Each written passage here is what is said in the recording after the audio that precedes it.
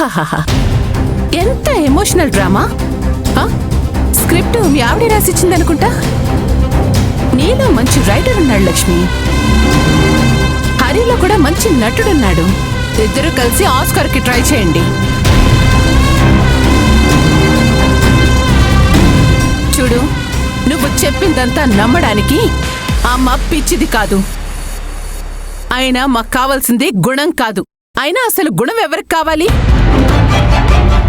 రోడ్డున పడి అడుక్కు తినేవాళ్ళకు కూడా మంచి గుణమే ఉంటుంది. అలా అని వాళ్ళని తీసుకొచ్చి పెళ్లి చేయగలమా? అన్నిటికీ ఒక లెవెల్ అనేది మెయింటైన్ చేయాలి. మంచితనం, ప్రేమ, ఆప్యాయతలతో కడుపేం నిండదు. డబ్బుంటేనే ప్రేమ, ఆప్యాయతలు అన్నీ ఉంటాయి. మన దగ్గర లేని దాని గురించి ఎందుకు ఆశపడాలి? ప్రస్తుతం అందరం సంతోషంగానే ఉన్నాగా. చూసావా, నిన్ను మ్యానిపులేట్ చేశారు. నువ్వు మాట్లాడే ఏ ఒక్క మాట కూడా నీది కాదు హరి. ఆ లక్ష్మి చెప్పిస్తున్నట్టే ఉంది.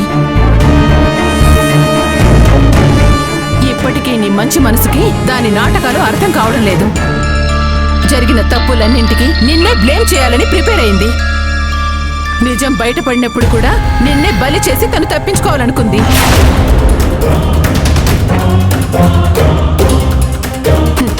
ఎంతైనా వారసత్వంగా వచ్చిన చీప్ మెంటాలిటీ కదా. ఎక్కడికి పోతుంది? తల్లికి తగ్గ కూతురు, దారానికి తగ్గ చీర. ఆ రంగెలా వెలిసిపోతుందో ఇది కూడా అంతే. ఎక్కడి నుంచి దాపురించారో మా ఐదారి సంతని. ఛీ!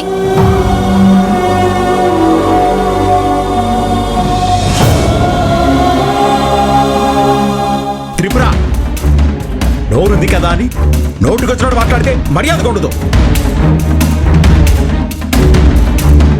లక్ష్మి మంచిది కాదు, ఆ ఇంట్లో వాళ్ళు మోసగాళ్ళు అన్నట్టు మాట్లాడుతున్నారు. డబ్బు కోసం కన్న కొడుకు జీవితం ఏమైపోయినా పర్లేదనుకునే తల్లి, తమ్ముడు బాధపడుతున్నా మరింత తెప్పి పిడిచే అక్క. ఆహాహాహా, మెచ్చుకోవాలి. మీ ఇద్దరిని బాగా మెచ్చుకోవాలి. కొంచెమైనా బుద్ధి ఉందా మీకు? డబ్బు గురించి మీరు మాట్లాడుతున్నారా? మీరు ఏది బాధ్యత అంటే ఏంటో తెలియని మీరు మాట్లాడుతున్నారా? అవునండి, నాకు డబ్బంటే ఇష్టమే, కానీ ఒక్క రూపాయి కూడా నా కోసం నేను ఇంతవరకు వాడుకోలేదే. ఎప్పుడు ఈ ఇంటి గురించి ఆలోచించాను, మీకోసమే ఖర్చు పెట్టాను. ఏ రోజు ఏ ఒక్క రోజు నా మాటకెదురు చెప్పని మీరు కూడా ఇప్పుడు ఇలా.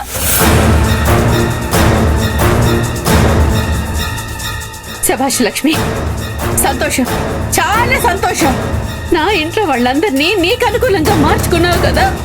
సంతోషం అమ్మా, చాలా సంతోషం. భద్రావతి, ఏం మాట్లాడుతున్నావు?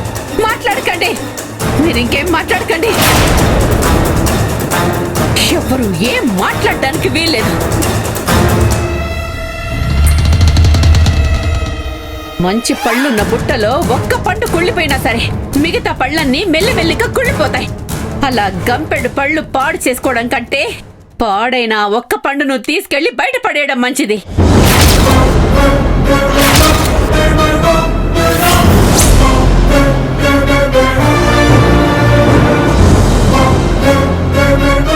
అంటే ఏంటి ఉద్దేశం? నా ఇంట్లో వాళ్ళకి మోసాన్ని, అబద్ధాన్ని పరిచయం చేసిన ఈ లక్ష్మికి ఈ ఇంట్లో ఇక స్థానం లేదండి. లక్ష్మి,